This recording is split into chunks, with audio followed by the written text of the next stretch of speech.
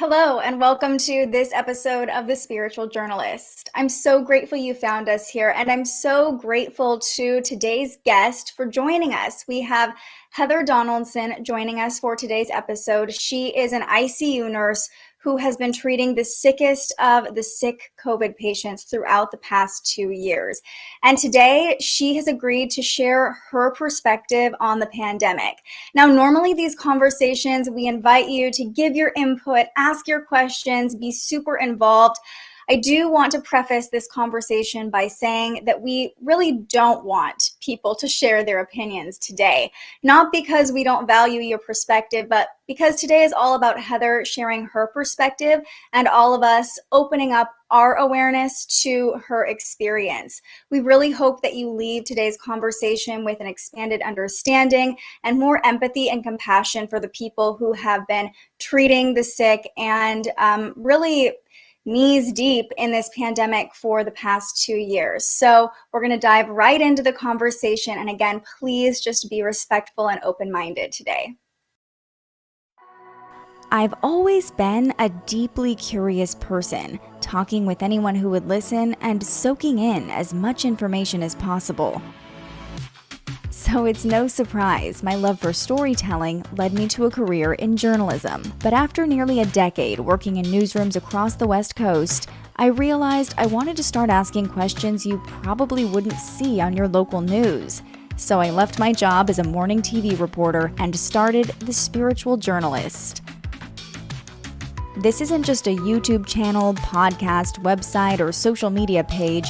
This is a live conversation where you get to ask questions too, because I'm not the expert. I'm not here to tell you what to believe. My goal is to connect you with people who have profound experiences and inspirational stories to share. And we'll definitely mix a little astrology in too. So if you're like me, you have this insatiable curiosity and you love deep conversations too, well, this is the place for you.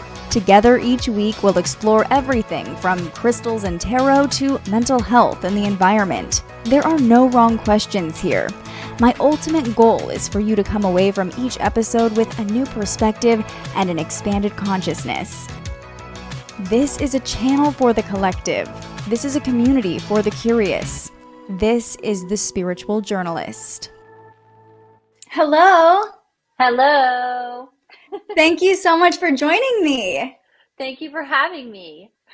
So the last time we chatted like this, I was still working at a local news station. In fact, I've interviewed you like 3 or 4 times now through the local news, and now I'm so excited to have you on my own show. I'm excited to be here. It's so funny too, because, we've done a couple interviews throughout the pandemic about your job and your experience, but the first time we met was actually at, I think, a Goodwill, Yes. because you were doing a thrift shopping segment through, Yes. which is just so funny. Like, that's how we connected and how it's blossomed and we become friends over the past couple of years. But I feel like I also want people to know that, like, you're not just an ICU nurse. You are like such an eclectic person. Like, you have all these interests that you're always sharing on social media, which I absolutely love.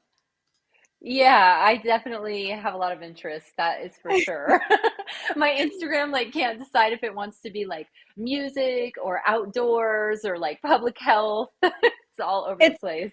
It's all of it. It's Yeah. it's all the parts of your personality. And speaking of, we like to start these interviews with a look at our guest's birth chart. I think it's more fun than you just diving into your resume or, telling us what you do for a living. We'll get into that. But Yeah. you said you've never had a birth chart reading before, right? No, and I've seen you do this and I'm very excited.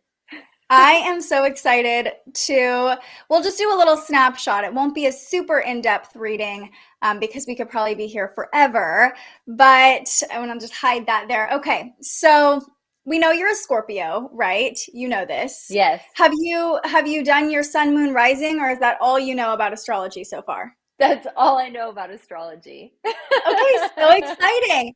So not only are you a Scorpio sun, but you're actually a Scorpio moon as well. And so am I. So we have something in Nice. common. And so that means you were probably born right around a new moon, probably right before a new moon, like a day or two before. or maybe just a couple hours even. But your moon sign rules your internal self. So your sun sign is more like your personality, and you're a very passionate person, very on par for Scorpio.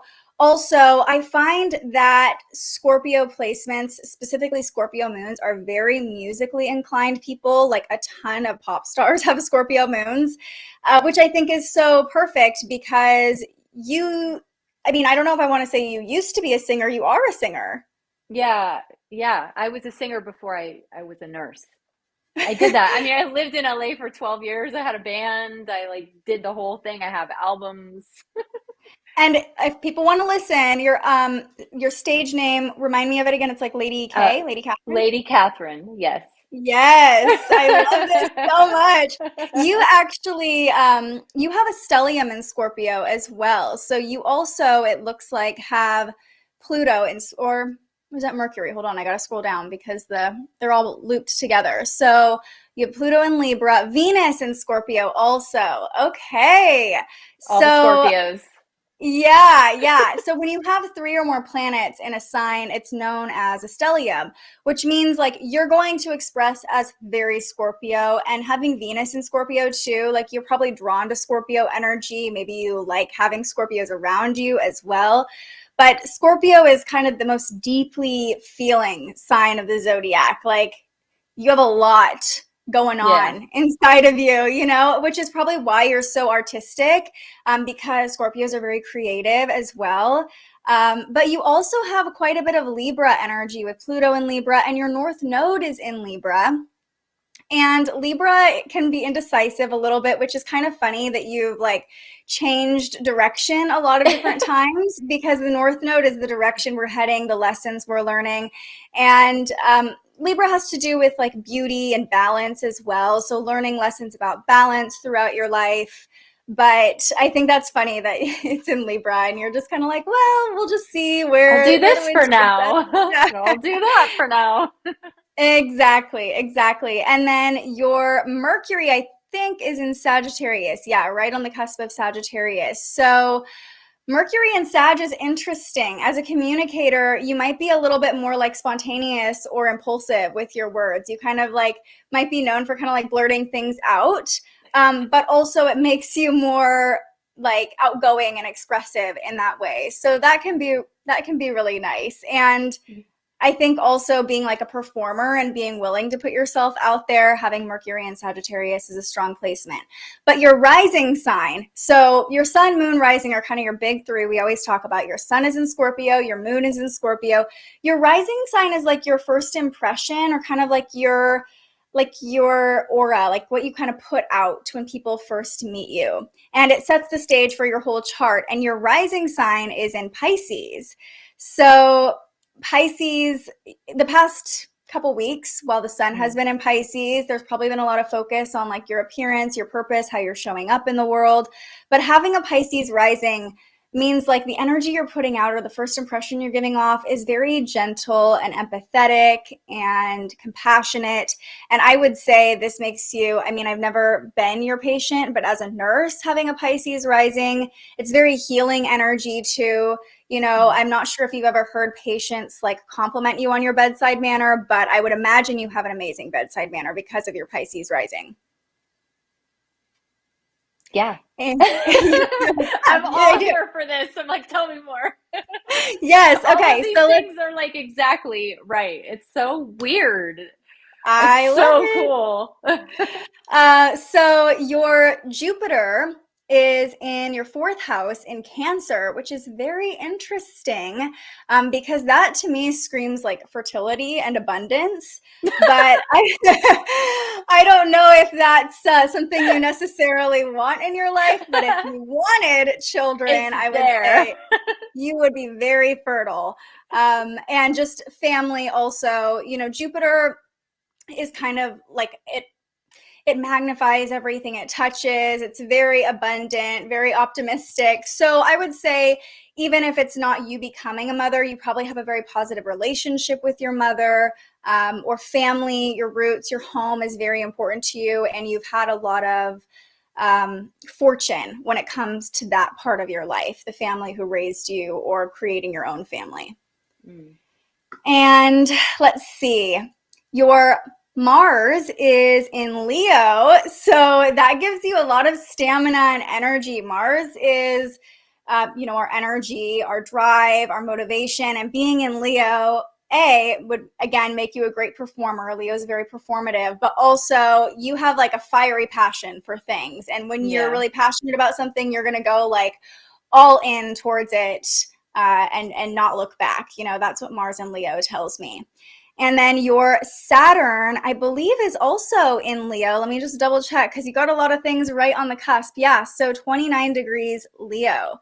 So I'm not sure if you've heard of Saturn returns, but we go through our Saturn return basically between like 27, 28 and 30, 31. That's how long it takes for Saturn to make a lap around the sun and come back to the same place it was when you were born.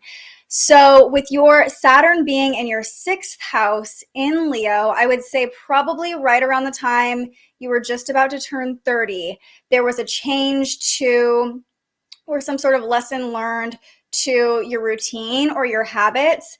And if I had to guess, I would say this has to do with you being a performer, because Leo is more of like that performative energy. It's definitely like, very magnetic and wants to put itself out there, and the performer of the zodiac. So I would guess sometime in that age range was when you kind of decided to change the structure, the routines of your life, and maybe away from performing, because it's the very end of Leo. There could have been like some closure there. Not sure if that tracks, but that's what I I was would guess. I was married. I got married when I was 28, and I don't know, I was only married for 7 months. It's a crazy story, but we can talk about that later. But after that husband was a British guitar player, Oh, and okay. he was totally crazy. And after that ended, I sort of started to focus on my own music. I was already focusing on my own music, but that's when I really um, started learning how to play guitar more so that I could support myself, like alone, and perform with a band. And I created Lady Catherine, like basically just after that. And Interesting. yeah, it is interesting. Okay, so it did have to do with like performing, but maybe not ending it, maybe just starting a new chapter of it, or some lessons coming from, that relationship forcing you to change gears when it came to that part of your life. But I Yeah. always like to point out people's Saturns because it's like Saturn return is always, it's always a rough patch of life where we learn some lessons. So, Yeah, um, yeah. yeah, and then your midheaven is in Sagittarius. That's the highest point of your chart, and it tells you where you're going to like achieve the highest point of success in your career, like the most potential in your career. And it being in Sagittarius, it's all about higher learning and sharing what we're learning. And so I think it's really cool that you're kind of stepping into that role with your schooling. And I know we'll talk about this a little bit later, but you're kind of moving away from being a nurse and into a nurse practitioner, right? Yeah. And kind of into more preventative medicine, which is more about like sharing what you've learned and putting out information. Sagittarius rules publishing, and so it opposes Gemini. Gemini is more about gathering the information, whereas Sagittarius is more about like sharing the information. Mm. Also, Sagittarius rules like travel, long-term travel. So, that could come up for you as well when it comes to your career and the potential there. Mm. So, yeah, but bottom line is you have a lot of Scorpio energy. And you actually have a grand trine and water signs because you have Jupiter in Cancer too. So like you're a very emotional being, and all of these placements in water signs are like working together to bring balance into your emotions, which is really, really beautiful, especially having a grand trine in water signs. You're probably extremely intuitive and empathetic, I would imagine. I don't know if you feel like an empath, but I would guess you are just by looking at your chart. Yeah. I am. Yeah. I think that's my downfall in nursing, actually, is that especially in the ICU, is that some of those cases can be really, really, really difficult. And if you are, prior to being a nurse, I was an artist. And when you're an artist, you really are trained to tune into your senses and to tune into like, your feelings. And then when you're a nurse, it's like if you're too raw, some of those situations you can really take them home with you and they can affect you. So anyway, all very It's interesting. I think it's so beautiful too that you have a Pisces rising, because I think regardless of your job, you'll always show up as that artist because the Pisces is a very artistic energy. They can kind of get like lost in a fantasy because they are so artistic and creative.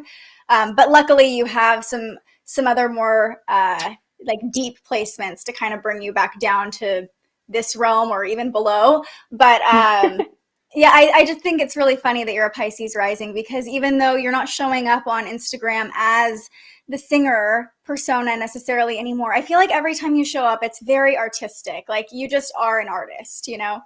Well, I appreciate that because I feel like I am one, and it's nice to know people perceive me that way. I'm not trying to be anything, just trying to be authentic. So, Well, it's working. So that's just a yay. little sneak peek at your chart. I'm sure we could go way deeper, but people want to hear about your experience and your story as well. So, Court's watching. She's a Pisces rising too. So I think since we kind of touched on the fact that you used to be a singer and you lived in LA, I'm really curious to know when you made the decision to become a nurse, because if I remember correctly, you have people in the medical field in your family, right? Yeah, like everyone in my family is a nurse. My mom's a nurse, my dad's a nurse. Both of my grandmothers were nurses. I have an aunt that was a nurse in Vietnam, another aunt who is a nurse, a cousin that's a nurse. My other cousin's a vet. I mean, if you're not, the joke in my family is that if you're not a nurse, you're a nun or a priest. Because there's lots of those in my family too. That's Um, hilarious. and I was like, well, I'm not going to be a nun or a priest. No, So, Scorpio is like, absolutely not. I will not be a nun. absolutely. So, yeah, so my family was always really pushing me to go that direction, but I was not really drawn to that when I was younger. I was always very bright in high school and was really driven academically, but I also was really interested in things like photography and journalism actually. And yeah, I was just more drawn to things that were aesthetically pleasing or creative. And I went to college. Sorry if I'm going, you can stop me anytime if I'm going on a Keep it tangent, going. but Yeah. I went to college. Um, I went to Boston University for college and I didn't know what I wanted to do. I started off as like a bio major and thought I wanted to do pre-med. And then I went to those courses and it was like, I was just bored. And so, and I felt like this was the first time I was away from my house and I was in Boston and I wanted an adventure. And so, and I wanted this experience. And so, anyway, I really didn't know what I should major in. I didn't have a strong sense that I should go one direction over the other. I went to college when I was 17, so I was like, I mean, you're so young, you know? Hmm. So in any case, I ended up graduating with a degree in economics because it was the fastest way to graduate. And at a certain point, I was like, okay, I just need to make a decision. And I had all of these credits. And so I got a degree in economics and I was bartending through college because I had to, Boston University was a very expensive college and my parents couldn't afford it altogether and they actually went bankrupt after my sophomore year, and so I had to figure out how I was going to graduate quickly, and I started bartending because you can bartend when you're 18 in Boston. And Wow. I know, like, it's so weird, right? Like, I bartended in like a nightclub too. It was crazy. Anyway, I did that, and I was introduced to a lot of different people through the nightclub scene. And I liked to sing when I was in college. I was just something I kind of did. I used to write little songs and sing, and I started meeting up with different music producers, and we were making like little dance beats in college. And then when I graduated, my sister was living in Los Angeles. I moved to Los Angeles and she was doing acting. And I was like, I want to do acting. And then I wasn't a very good actress. And I wasn't. I used to get so, I still do, get so self-conscious. And, you know, you'd have to like Really? walk into a room and they'd, you know, tell you to do something absolutely absurd. And, you know, maybe wearing a bikini, you know, because like auditions are crazy.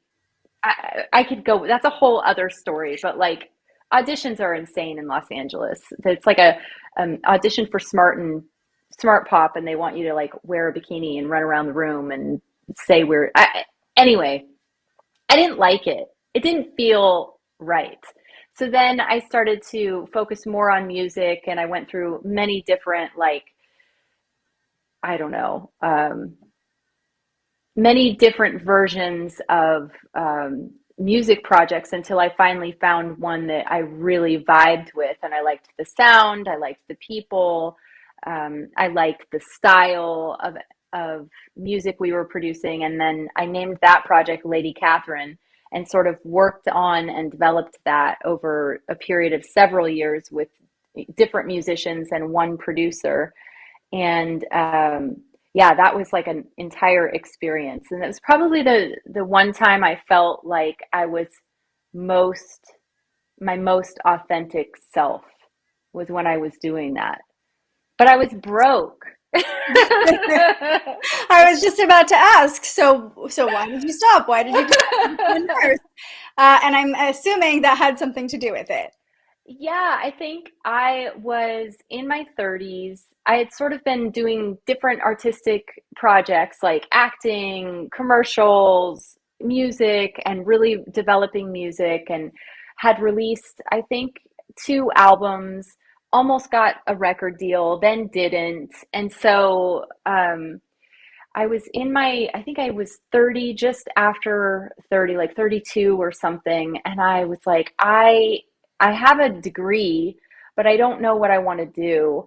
Um, I like this music thing, but I'm not making money. And it's really, really, really difficult to put your entire self into something, and then, you know, maybe two or three people come to a show, or you don't get all the record sales that you expected, or, you know, then you got to show up to your waitressing job and some manager's like nasty to you, you know, or a customer or whatever. So I just started to become, and I also didn't like, um, when you're promoting your art, you have to talk about yourself all the time. Like, this is what I'm doing, this is my show, here's my song, listen to this, you know, me. And I was uncomfortable with that.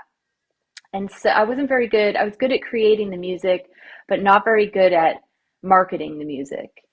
And so I decided to go back to school. My parents, of course, were like, well, nursing. No, you could do nursing, and then you can just like do the music stuff on the side.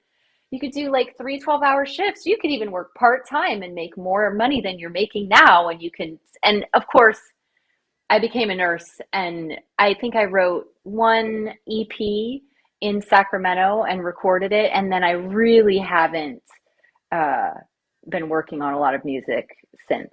I've been doing a lot of other things. So it's almost like becoming a nurse was kind of like a means to an end. And, you know, it wasn't this like Yeah, huge calling for you, but you've been a nurse how many years now? Probably like 5 or 6 years now? I think seven. I think I became a Okay. nurse in 2014, I think.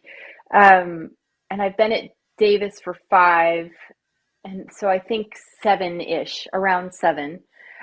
Yeah, it wasn't really, I was very resistant because I knew what it was. I knew what nursing was. That was what my parents did. That was boring. That's not what I was going to do.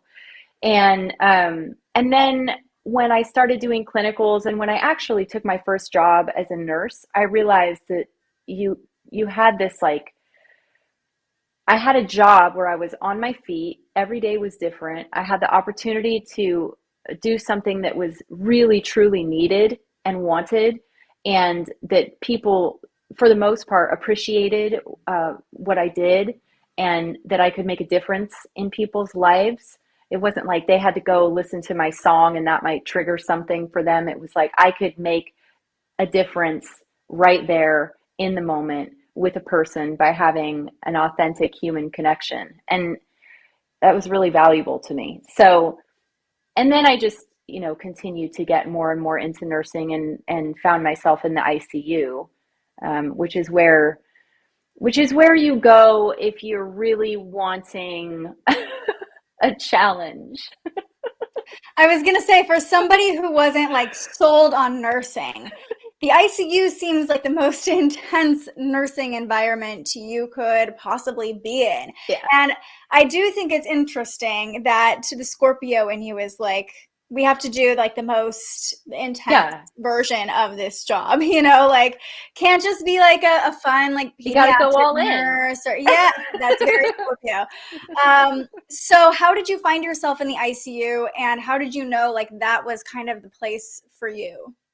I think I always wanted more when I started nursing. Like my parents were both OR nurses, so I very much knew what operating room.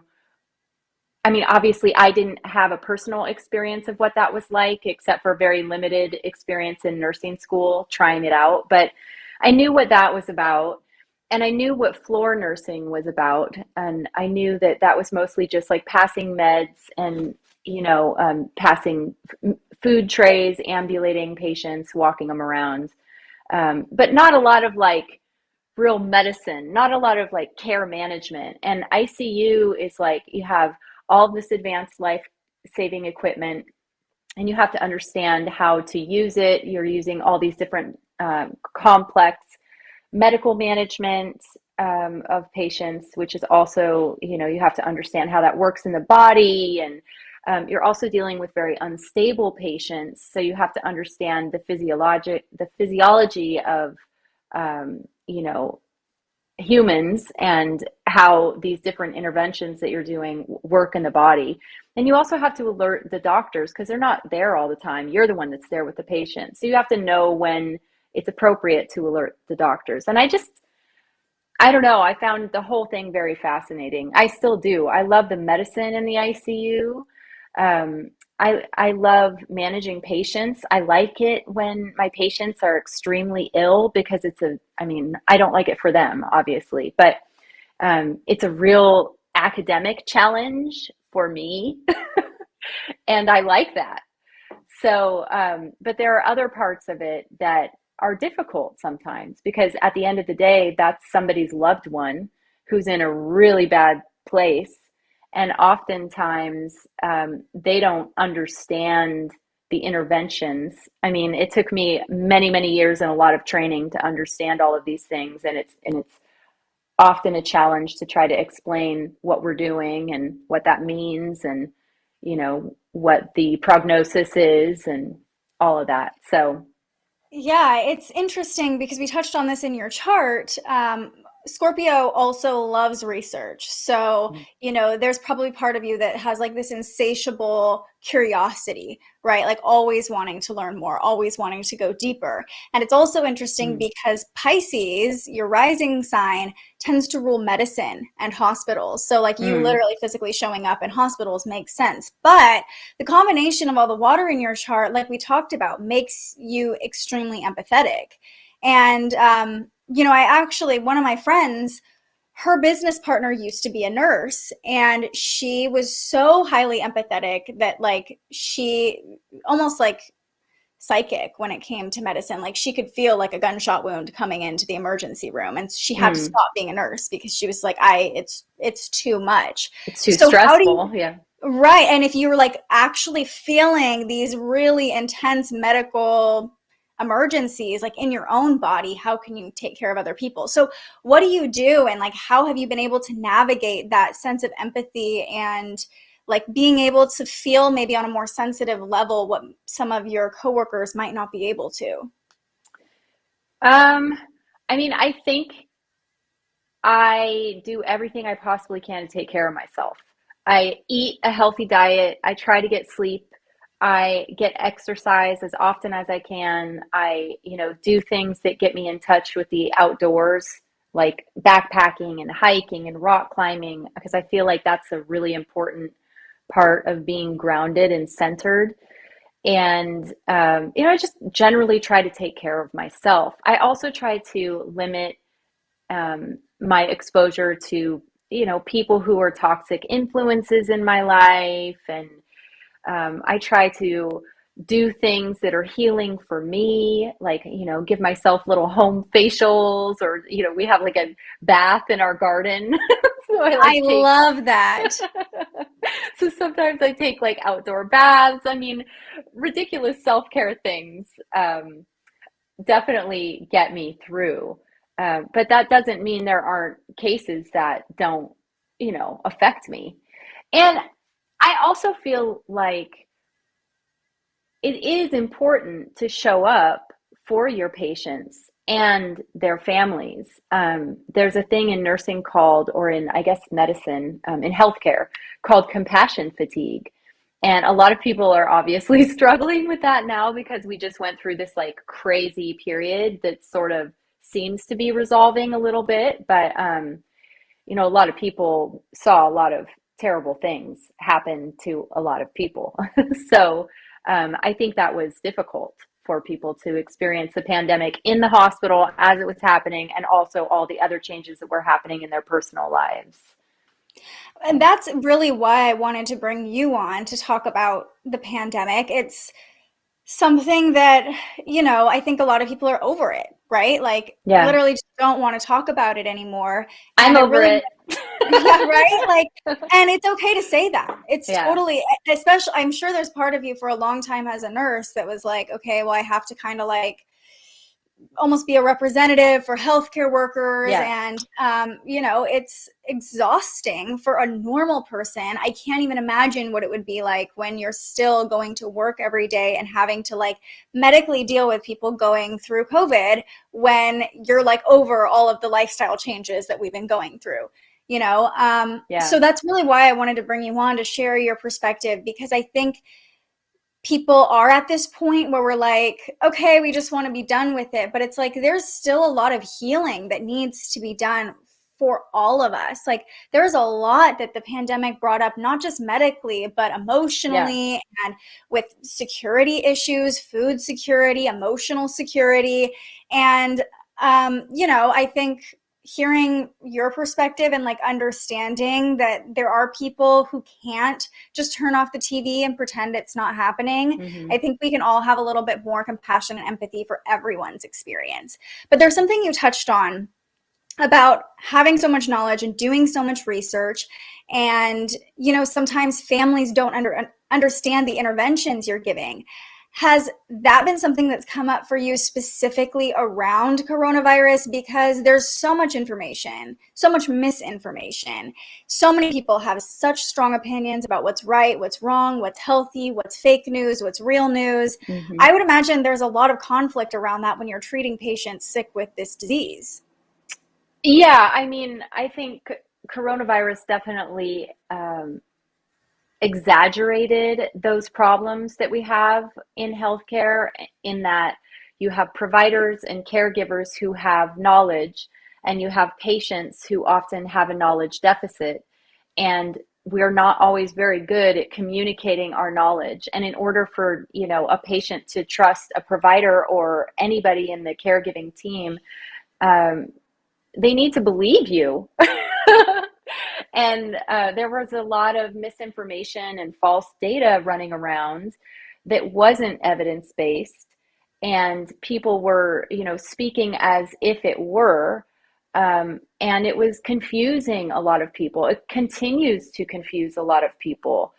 Um, so yeah, it was challenging. I mean, I remember we would have patients in the ICU who were very, very, very ill, probably, near death, were um, paralyzed, they're on a ventilator, multiple medications to support their blood pressure. We're running continuous dialysis because their blood pressure was so low. I mean, this person would die in 5 minutes if they weren't hooked up to all these things, right? And people would call the ICU and say, oh, well, you should be giving them ivermectin. And we were like, when are we going to stop with this ivermectin stuff, guys? Like, it's not evidence-based. It's not like we would give it if there was quality evidence that was showing that this was making a difference. But there's some small observational studies that, showed some promise, and it wasn't well researched. And we're giving other things that are well researched. But anyway, I mean, obviously there's a lot of different opinions out there about how different disease processes should be managed. But at the end of the day, you need to be able to trust your provider and trust that we are practicing evidence-based medicine in this country, and that if your provider isn't practicing evidence-based medicine, then they might be negatively impacting you.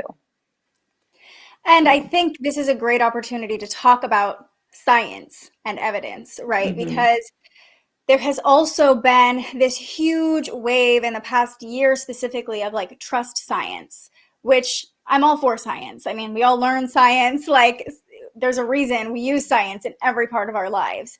Yeah. But I think it's really interesting because science is like it's observational, right? It's like you have to do study to trust science. Yeah. And so I feel like with everything during this pandemic, I mean, politically, scientifically, there's been so much division. It's so divisive, and people are kind of in these like camps now, or it's created so much division. But how do you view science and the importance of science when it comes to like research and evidence, and how people have been just like using it almost politically, like science is some like political platform? Well, I think in the context of coronavirus, it is an evolving process, right? It's a very new virus, so we're collecting information and it's changing as we go. And so I think that is confusing for the public, because they're like, no, you said this initially and now we're doing it this way, but what about, so I think people have to understand that as we collect more data and we get better data, we implement the better data. So, and that's with anything that happens. I think I've been in school for the last 3 years to be a nurse practitioner, which is basically a primary care provider. So that's who you would go to as your doctor if you wanted, I don't know, anything. If you had a cold, or you need to be referred because you felt like you hurt your knee, or anyway. So I have to be able to interpret all of the different medical information that's out there and get you where you need to go. And I need to be able to interpret your symptoms and assess you, and look at your lab studies and be able to say definitively, yes, these are the conditions that you have and this is how you treat them. And how I get to that conclusion is driven by evidence-based research. I feel like you're frozen again. Oh, there you are. Okay. I'm just listening. I'm taking it all in. Okay. But yeah, I just think it's so interesting, like how science has evolved to this. I mean, everything has been so politically charged, and I do feel like we're kind of coming away from that, and the dust is kind of settling. But then I have to ask you, when you see, like just a couple weeks ago, like China shutting down again, do you have, for me, I mean, I almost had this like trauma response of like, no, like, no, that's not happening. Like, I can't handle that, So as someone who like is literally dealing with this, I don't have to go to work and deal with it anymore, at least. When you see new information like that come out, do you get a little bit like nervous or scared, or do you kind of have those responses too? It's very interesting because I don't get nervous anymore about any of it.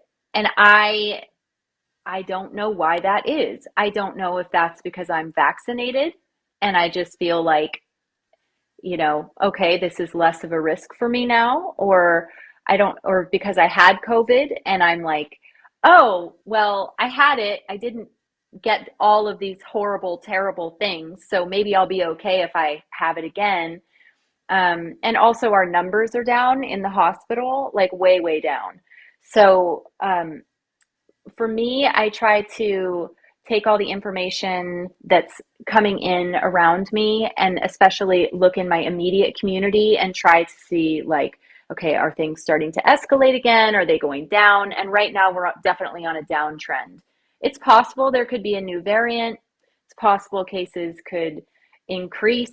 It's possible there could be like a whole other virus that comes along, or we have a nuclear war. I mean, and not to be crazy, but like, I think life is always throwing these obstacles at you. And what coronavirus taught us is that you can't depend on anything to remain static, and you have to be able to adapt and adjust and find ways to cope with the challenges that life throws at you. Otherwise, you're just going to be a broken human.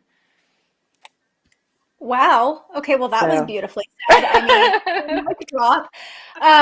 Yeah, I would love to talk to you about that actually, because I know when you had COVID, you've been vaccinated, you'd been boosted. Of course, I mean, I'm guessing you were kind of blindsided by testing positive just because yeah. you guys test all the time. You've taken all these precautions, and I think that's something people can relate to, honestly. Like, I know so many people who did everything right. They took all the precautions, they got vaccinated, they listened to the CDC's advice, and they still ended up getting COVID or testing positive and not having the symptoms, which I'm grateful, knock on wood, that that hasn't happened to me.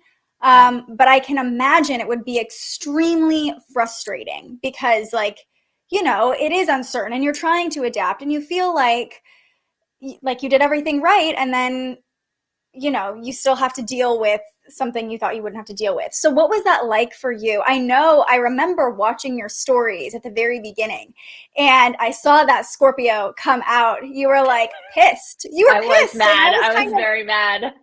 I was mad for you. I was like, Heather should not this she shouldn't have to deal with this. I was mad for like so many different reasons. And at the end of the day, it's like, why was I even mad? I mean, because this thing at that point, so it was the Omicron variant and it was everywhere. Like, it was very clear that this thing was like going through the population like mad, and it was gonna get everyone, and except for you apparently, and my husband.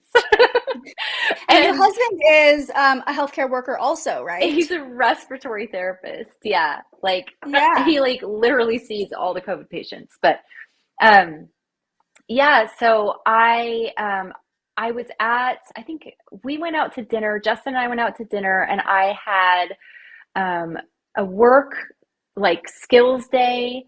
And then I had a 12-hour shift at work, and there were a few people on my unit whose like family members were sick and they were at work because the policies were changing. And then there was somebody who was probably had or definitely had COVID, but hadn't tested yet positive. And so I was like, oh man, this is coming for me. It's coming for me. I'm going down. And then I remember I went home after being around like a bunch of sick people, and I got like super flushed. Like, I was bright red, and I was like, is this coronavirus? Is that what this is? And then I called my mom, and I didn't have any tests. And I was like, I think I need a test because I have to go back to work. And and if I have coronavirus, I don't want to be in the ICU, like taking care of somebody who doesn't have it. And I actually, sorry, I'm rambling, but I was taking care of a very sick patient who didn't have coronavirus.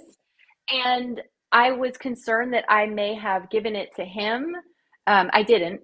They tested him, so it was all good. But yeah, and I was very sick. I was very, very sick. I mean, it wasn't like I didn't have any respiratory symptoms, but I had a really serious flu. I was extremely fatigued. I was like sweating, like, soaking wet. It was a bad flu. And I could see how that could go wrong for some people. And Yeah. also, I've also been sort of battling, for what it's worth, my labs have shown that I have a low white count and a low neutrophil count, and this has been over the course of the last 3 or actually 5 years. And so that's something called neutropenia, and I have a suppressed, like that's, based on textbook analysis, I have a suppressed immune system. And so I was concerned that it might affect me poorly. And I've obviously taken care of a lot of patients who, have suffered really terrible symptoms. And sometimes those symptoms don't present themselves until like day 10. And so I was nervous. I was nervous. I can only imagine, like, having seen the sickest patients, knowing you have the same thing, and what that would do to your mind. Yeah. Um, Even like at the very, very beginning, before this was even called a pandemic, I think March 2020, so before we were wearing masks, Mm, before there was any shutdown, my partner, my boyfriend, got COVID, and we had mm, no idea. Like, he was out sick from work for a week, but I was telling him the whole time, like, I think you're just sick. I think you just have a flu. There's no way to get yeah. tested right now anyway. He's like, should I go to the hospital? I'm like, not unless you're dying. They don't have anything to do for you there, Yeah. And he was miserable, like miserable, sweating, but freezing. Yeah. And we didn't have anything to do. And this is before, like I said, there were any protocols. So he's home from work, but I'm still going to work every day. I'm like taking care of him and still going into work Yeah. every day. There was no like, hey, he should get tested, or maybe you should stay home too. None of that. And I was just surprised, like, I didn't have the same symptoms. Like, I know I was exposed. You know what I mean? Like, Yeah. I know, I was sleeping next to him every night. He was, Yeah. I know I was exposed. So it's so wild to see how it affects people so differently.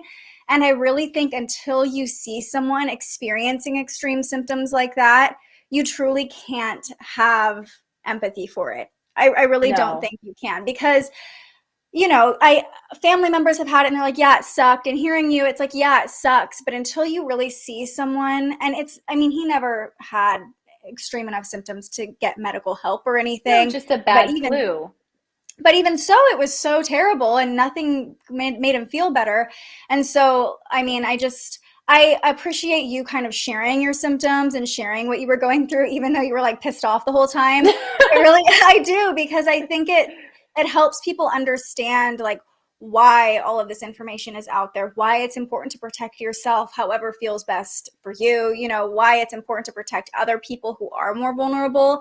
And I think it's been a huge wake up call to people about their own immune systems. Like, it really is kind of like how secure is my own immune system against fighting not just this disease, but every disease. I think people have really woken up to that. So have you noticed that as well? Like, people just viewing their health differently over the past couple years? Well, I certainly view my health differently, and I hope that other people are more aware of their health, because uh, it's true that if you do take care of your vessel that carries you through life, that you're going to reduce your risk for chronic disease and illness. And so it's really that simple. I mean, I think, because I'm active and I eat a healthy diet and I, try to get sleep and do all of those interventions that we talked about earlier, I think I'm a pretty healthy person. I have pretty good labs, and I did okay with this thing. The patients that I see, for the most part, that do really poorly are not are typically not as healthy as I am. There are some exceptions, however. But yeah, I think taking care of your body and your mind and your spirit are essential to your overall health and well-being. Absolutely. I want to talk to you about kind of the spiritual component of all of this because I know you are a spiritual person. You've been Mhm. posting more tarot cards on your Instagram, which I am loving. I'm Uh, obsessed right now. I'm out of control. I have too many decks. I love it. I'm so excited. Tarot is and just oracle cards in general. I feel like it's like the most fun way to communicate with spirit or whatever you want to call It's it. like dip your foot Um, in. yeah, it really Like, is. And I do want to point out too, the necklaces we're wearing, Heather made while she was sick with COVID or recovering from yes. COVID. Totally the artist in you. You're like, I need to create something. I need to do something. And they're all made out of crystals, which is so Yeah. amazing. Yeah, Um, was very drawn to them. I was like, I had no energy and I wanted to do something creative that I could like do in my bed. And I ordered a bunch of beads and I don't know why. I was just very drawn to stones. And I am in general. I like to rock climb, I like to backpack, I like to have like earth. I like to garden. I like the earth around me.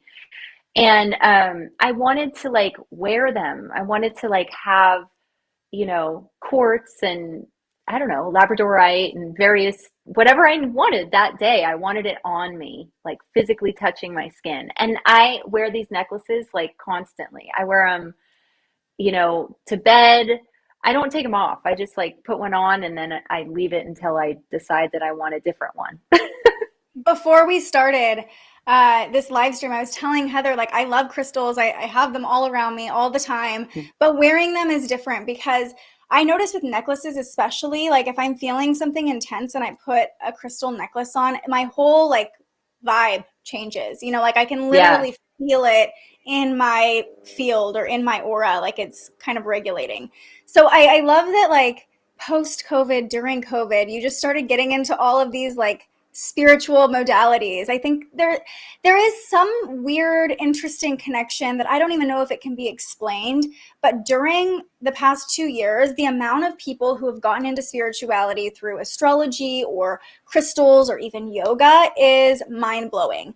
Yeah. And I don't know if it's the environment of the pandemic, of people needing to believe in something, needing to reach for good energy, or if on some weird energetic level, like COVID wakes people up. I don't know, but have you noticed that as well? Like how many more people are getting into spirituality in the past couple of years?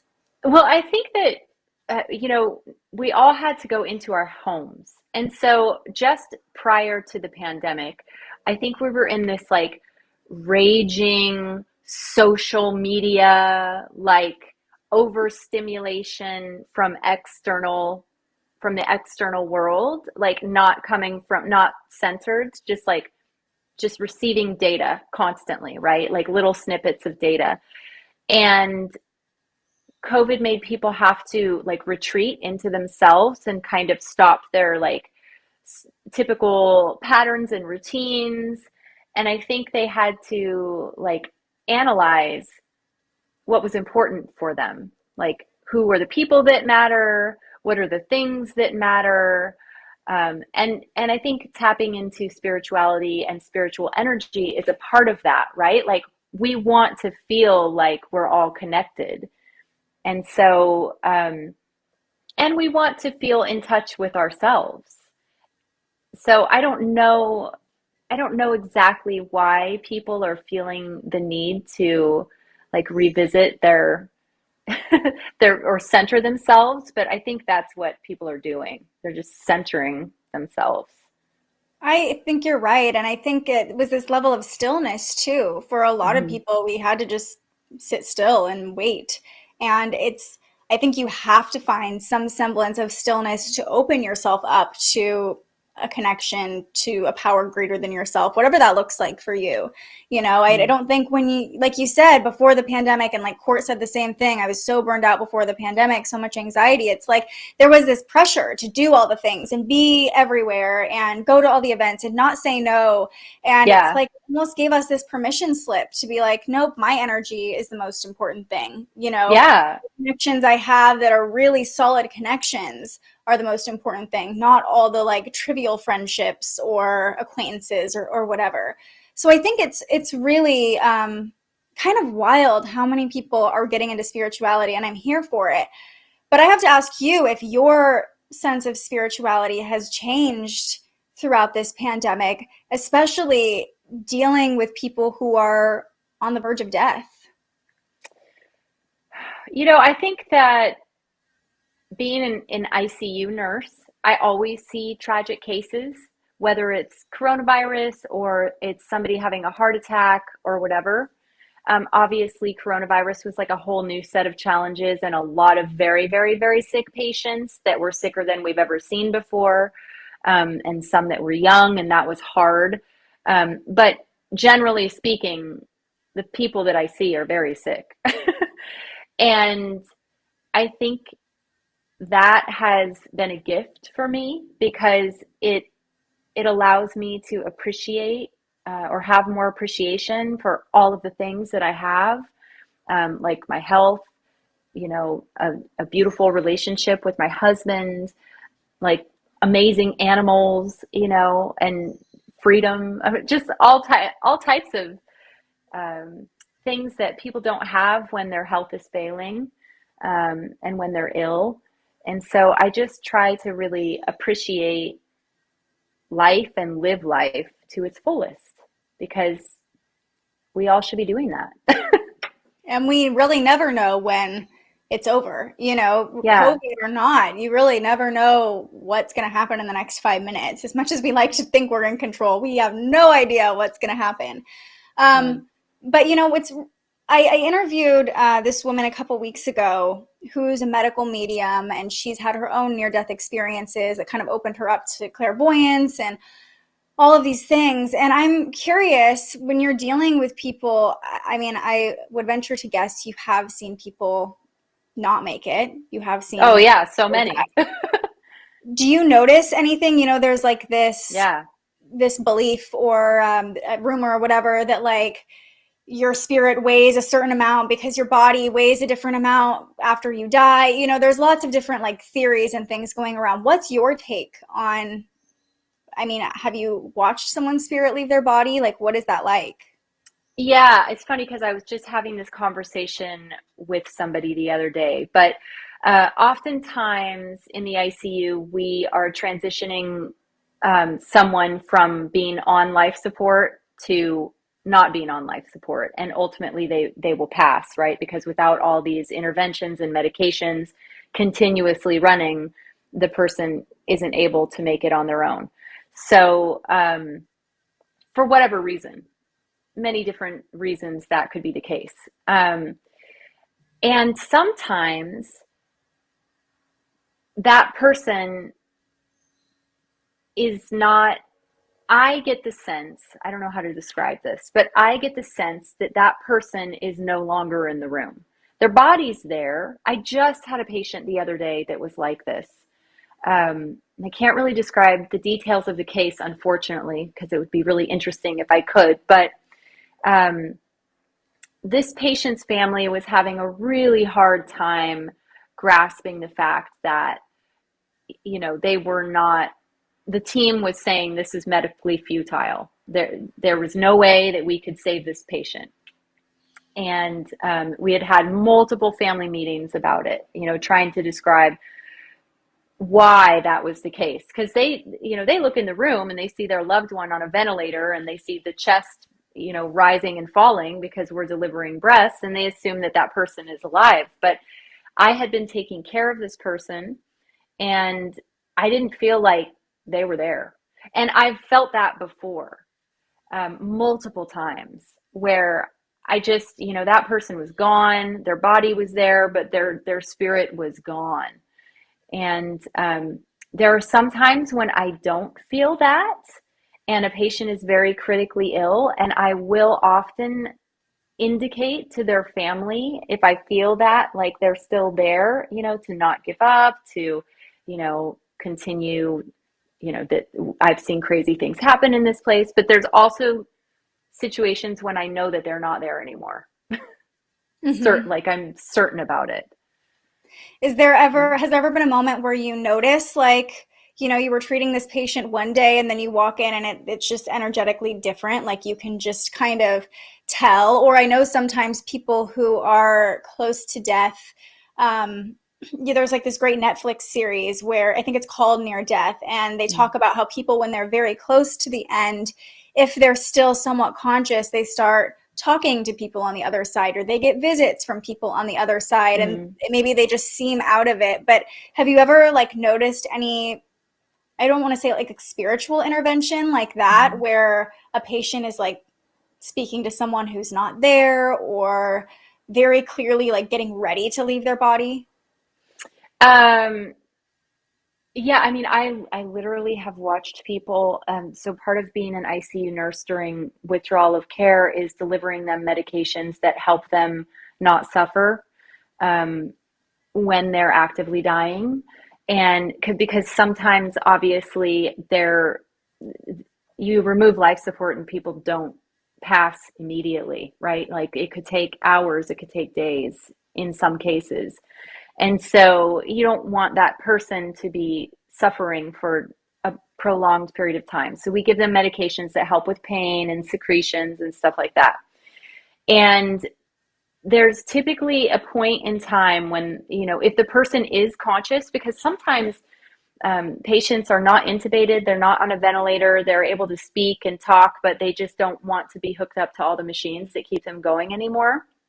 And so they'll go from being very lucid, and then we will withdraw like blood pressure support medicine, and they'll slowly decline, and they'll go from being awake and interacting with their family to like not there at some point, even though they're still alive, but their spirit leaves. And they're usually, I mean, there's not like a certain point.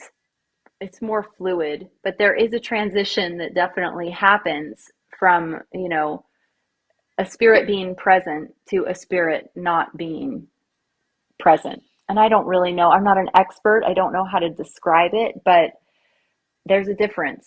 There's a difference there's an energy shift. And I don't think anyone can really be more of an expert, honestly, other than people who maybe have like the ability to speak to people on the other side, or communicate with people on the other side. But you are someone who has this experience that 99.9% of people don't have, of helping people, in a sense, cross over, helping people leave their bodies, leave this reality behind. How has that changed your relationship with death?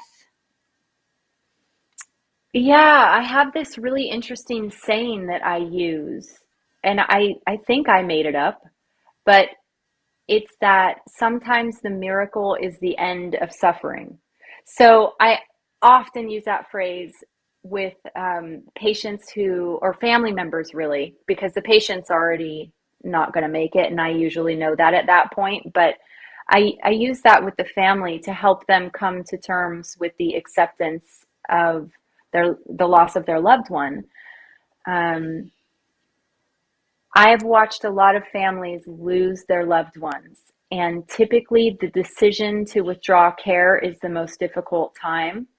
Once we withdraw care and they see that the process is peaceful and they understand that their loved one won't suffer anymore, there's usually the healing can begin.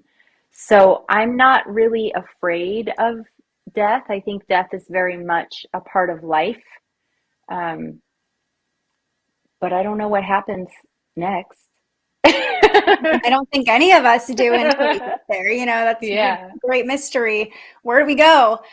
Yeah, but that's beautifully said. And I'm so thankful that there are people like you in our hospitals who, we're all going to get there at some point. It might not be in a hospital, it might not be in the ICU, but we're all going to get there at some point. And I just would love to take a moment, not just for you, but for anybody.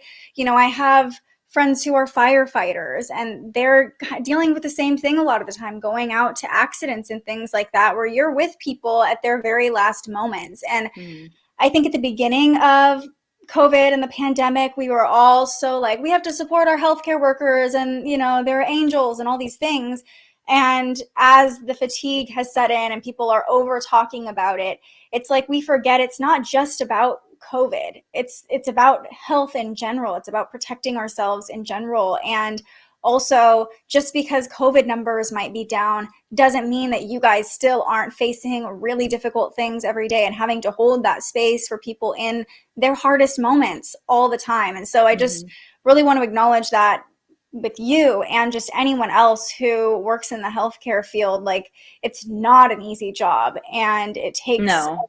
a strong person to be able to go back to that every day. Like I said, there's a friend of a friend who had to stop being a nurse because she like energetically could not handle the trauma coming in. So I really want to acknowledge that, not just for you, but for everybody who has continued to show up to work. Have you seen people leaving the medical industry? Like, I know for me in the news industry, everyone and their mother is leaving the news industry after the pandemic, for a lot of different reasons, not just Yeah. the pandemic, but it's like the past 2 years have been this like boiling point that have not just with certain industries, but the Great Resignation, people leaving their jobs, people realizing what's really important to them. Has that happened in the medical field as well?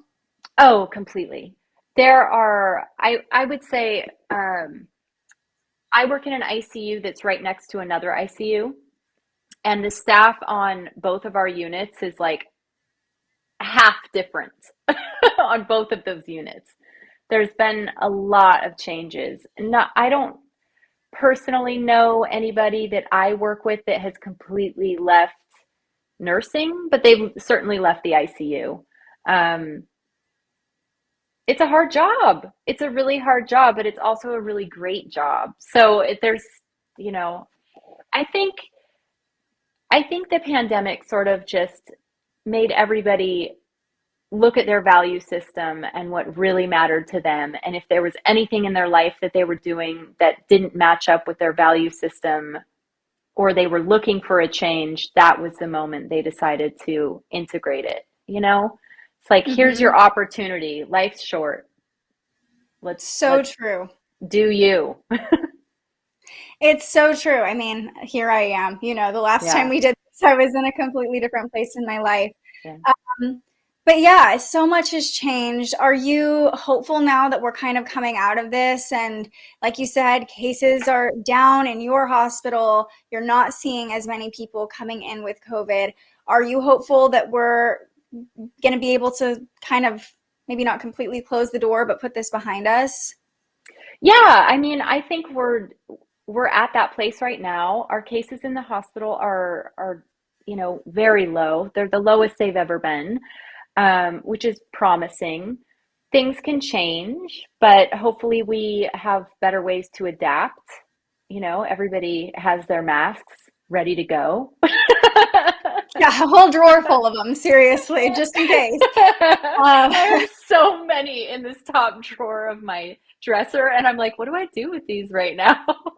right? Um, I don't think the healthcare industry is ever going to be the same, or industry, whatever. I don't know if it's an industry, but I don't think it's ever going to be the same. I don't think we're going to be taking masks off there anytime soon, which is a change. We used to go to work with our hair down and, no mask and treating patients, and that's not happening now. But, I am hopeful that this chapter is closing. I do think that we should take this opportunity to revisit our health as a nation, because we have some really, really bad habits, um, especially in the form of diet and exercise. Um, it probably isn't being helped by this, social media culture where everybody's glued to a computer. But I think we need to um, stop focusing and relying on doctors and medicine to save us, and start focusing on how we can take responsibility for our own health. And that will really prevent, you from getting a whole host of conditions. Right. It's not just COVID we all have to worry about. No. There's the flu every year, but even more so, like there's so There's many things. I There's don't like to think about cardiac them. disease. I mean, like heart disease is like the number one killer. Diabetes is raging. Like there's cancer still exists, you know. There's high cholesterol levels.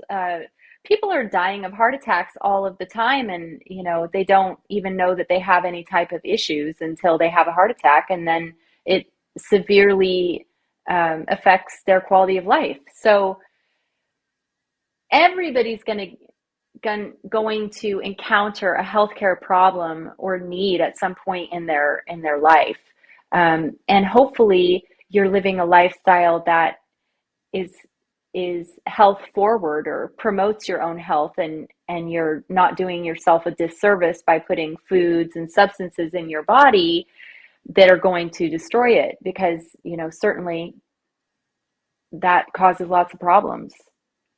Right. It's like more of a culture problem than a Hmm. COVID problem, I think, when it comes to the overall picture of health. Yeah. I was raised in the fast food generation, and like it has taken a lot of work and continues to be a lot of work for me to break a lot of the habits that were just kind of fed down through the system of like not knowing what was in our food and just convenience culture and all these things. And, that's a whole topic for another day. But I know you Yeah. are going into more of preventative medicine, and you're about to be, or have you graduated? You're on the verge of being a nurse practitioner now, right? Yeah, I graduate in May. I graduate May 21st. I'm not counting. I'm not counting at So all. what then? You won't be working in an ICU anymore. Yeah, I don't know. Everybody's asking me this question right now, but the degree that I'm getting is family nurse practitioner, so that I'm trained to be a primary care provider throughout the lifespan, like birth to death, essentially. Um, the schooling for that looks like, you do adult clinic, you do OB, and you do pediatrics. So I've been doing those things for the last 3 years, and you get a certain number of clinical hours, and you study all the diseases and the pharmacotherapy, and all of the All things the again, things. again. And then I have to sit for my boards, and then I get my family nurse practitioner license, and basically that enables me to prescribe and manage care. Um, so yeah, there are a lot of things I can do with that. The emphasis of my degree is primary care, so that's like, your neighborhood provider. I don't want to say doctor because I always say doctor, but I'm not I'm a nurse practitioner, not a doctor. But oftentimes people come into the nurse practitioner's office and they call you doctor because that's what they think you are. Because that's Because you how look you, like a because doctor. you're doing the things that a doctor has historically done, right, in primary care. So in any case, that's my degree. But you can also work in acute care with that degree. You can work on different teams in the hospital, like the surgery team, or the neurocritical care team, or the bone marrow transplant team, or the emergency room. Or so I don't know what I'm going to do. The I think I possibility, will have some options. The possibilities I are endless. The world is my oyster. right. Well, with your resume too, it's like I Yeah. feel like you're kind of qualified to work in any I could department, do really. Botox. I mean, like literally anything. Like I could literally do anything. Well, let me know if you just become like a regular old nurse practitioner, because I want to come to you. I All don't have right. a primary care doctor that I'm like super Thrilled into. about. So, yeah, I would love to come to someone who I'm like, okay, we get along. I trust you, Yeah. It and how important do you think having a relationship like that with a primary care physician is? Because I feel like everybody's always telling me like you need to find your primary care physician, and I've just never found one that I'm like super stoked about. Yeah, I think that you don't, I think that I just wrote a paper on this. So I think that the most important part of a primary care and patient relationship is the communication factor, because we always talk about in primary care medicine how getting a good history from your patient is the most important piece of information, right? Like, what were you doing? What are your symptoms? When did this start? What are you, doing to treat these at home? And that sort of helps us in the setting of all of these other diagnostic tests that we're doing, create this like a whole picture. So obviously the information that you're telling your provider is very important, and you need to be comfortable enough to tell your provider that information. And So, honest. and honest, right? Because I don't care what drugs you do. I just want to know what drugs you do so I can develop my plan of care, right? Or whatever. That's just one example, or what foods you eat or whatever. I just want to help you get to your healthiest version of yourself with your values. So it's not really my job as a provider to tell you what to do, but to formulate a plan that works with your set of circumstances. So it's very important to find a provider that you can communicate with and that you feel comfortable with, because they're going to be looking at all of your parts, and like all of your labs, and they're going to know you better than any other person. And if you're not comfortable with them, you're probably not getting the best care. Yeah, such good advice. Okay, so I mean, we've talked about everything in this conversation. I love it. Is there anything else you feel like people need to know about the pandemic, where we're at, or just your experience in general? Oh gosh. I would say right now, I think things are on the mend. I think we're getting better. If things don't change, if they continue to go the direction that we're going, I think everybody should just take a breath and, start healing themselves. I think now we are on a different path, and that path is let's fix all the damage that was done over the last 2 years. Let's do whatever we need to do as human beings to reach out to each other and to, work on ourselves to be the best versions of ourselves and be the best versions for our communities that we can be. Because there's a lot of division over the last 2 years. And I think that, and obviously a lot of trauma and sadness and, struggle and challenge. And I think we all just need to give each other a little bit of grace and try to reach out and understand the other side and keep moving forward. Mm-hmm. And that's really why I brought you on, because I feel like we are at this place of healing. And I mean, pointing fingers, blaming anybody for what has happened, how it happened, what could have gone better, what could have been done differently isn't going to get us anywhere now. It's Right. the past is in the past. There's nothing we can do. And there has been so much collective trauma that we've all experienced. Mm-hmm. Really, the only way to heal that is to build trust with other people again, to build trust with ourselves again, to build trust with our government again, whatever that looks like. You know what I mean? Yeah. Yeah. Other kind of worms. But yeah, I really do feel like the focus is on healing now. And I hope that people take that to heart and take on that assignment, because it's not an easy thing to do, to heal. So you said And I that. think to take responsibility for, my sister has this saying, take responsibility for the condition that you're in. So instead of, because you can always point the finger in the opposite direction or away from you, right? That's easy. We all like to do that. But no matter what the challenge is, if you're always asking yourself, how can I take responsibility for this problem? How can I take responsibility for, my part of the solution? Then, you're not pointing fingers, and you can actually do something about whatever challenge you're facing. You can't change someone else, but you can certainly, work on yourself. I feel like you're a great example of that too, because you show up on social media and you're just like very real, and you share your experience, but you also talk about like, I feel like you're so good at being like, here is what I'm doing to try to make my life better. And I'm going to lead by example and show you how I lead a healthy life, what I do as someone who is seeing the sadness in the world firsthand. Like, this is what I'm doing to be okay and to be healthy, and I really admire that about you. that you Thank do lead you. by example, and you show up, and you're not afraid to just like put yourself out there and be vulnerable and be honest. So I do appreciate that. Oh, well, you're welcome. So we end all of these, you're going to love this, with a card pull. And it's an oracle deck. It's not a tarot deck, but it's a newer one. It's called the Rose Oracle. I know you I've have some seen that roses in one. your garden. I do. Yes.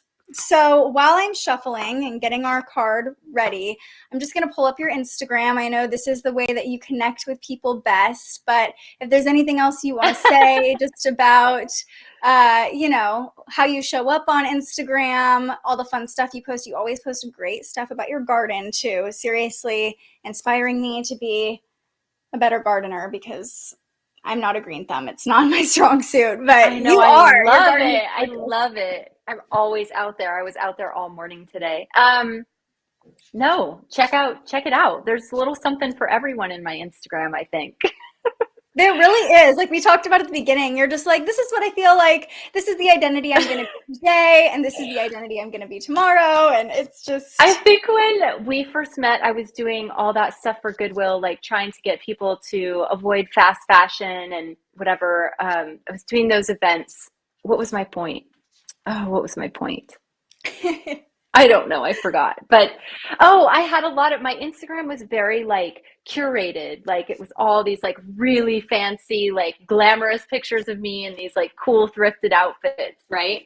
And now yeah. I'm just like, I'm in school. I'm tired. I'll post this tarot card picture, you know? I also have to say, somebody else commented this too, but when you posted this picture, That's it my was like, husband and I. I know, I'm like, that straight up looks like an illustration of you and your husband. Doesn't it? It's so funny. I picked that. It was like I did like I like to do, I don't know if you do past, present, future.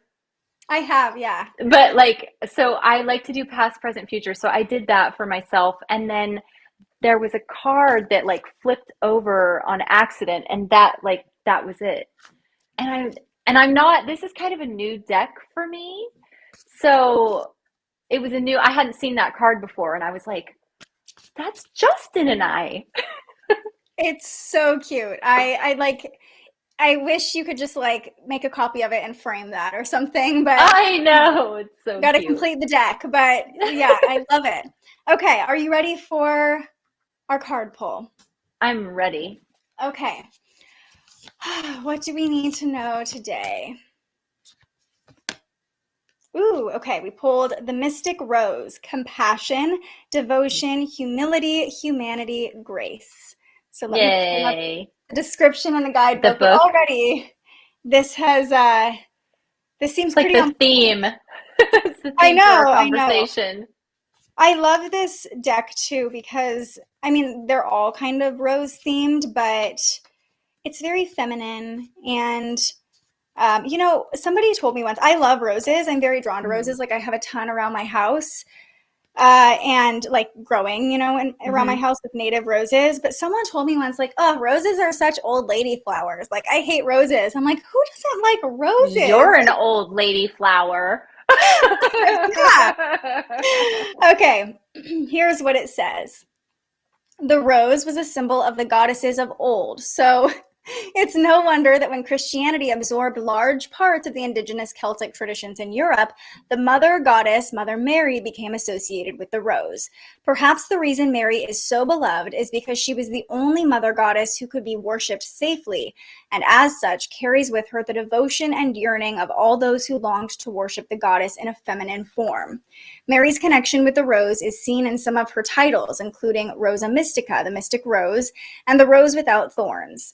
Like those of the pagan goddesses before her, the processions that honored Mary involved walking on rose petals.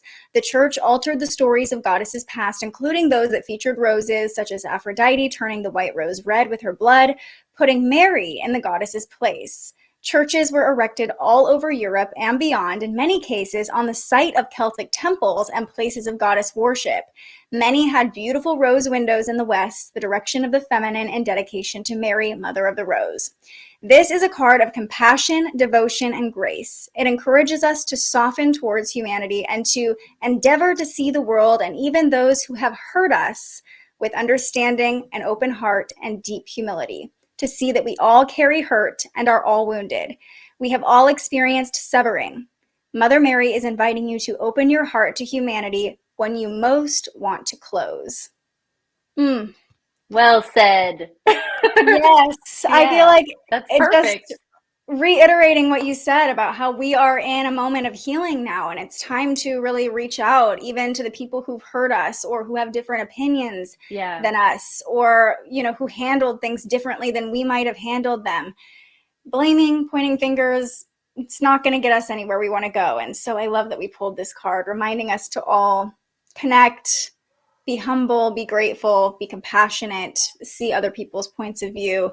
And I think, we can all connect to the source of unconditional love, right? Like, regardless of what religion you believe in, if you're probably somewhat spiritual, if you clicked on the spiritual journalist, we all believe in something greater than ourselves. And really, that power is love. That power is oneness, that we're all created equal. So I hope we can all move more towards this. And I love that this is the card we got for this episode. Me too. Well, thank you so much for joining me, for agreeing to have this conversation, letting me take a look at your birth chart, do a deep dive into your psyche. Love that. It's so fun. I know, we'll have to do a deeper reading and look at Justin's too sometime. Yes, let's do it. Yes. But thank you for being here. To those of you who showed up to join the conversation, thank you so much for bringing an open mind, for being willing to just listen and hear Heather's experience. That says a lot about you as a person, and I appreciate that. And yeah, just thank you for being curious. Again, Heather, I can't thank you enough for just being willing to have these conversations. Not all ICU nurses would be willing to just come on and share about such a controversial topic. Oh, well, it's my pleasure. All right. Well, thank you. Thank you. Thank you. We'll be back next week with another episode of The Spiritual Journalist. But until then, stay curious. Thank you so much for joining our discussion today. If you enjoyed this episode of The Spiritual Journalist, you can find more on thespiritualjournalist.com, or you can listen to our conversations wherever you enjoy podcasts. And if you want to learn more about astrology, join me live every weekday morning on YouTube, Facebook, and Twitter for Transits Today, where we break down the energy of the day based on the movement of the planets and start our morning off in a high vibe.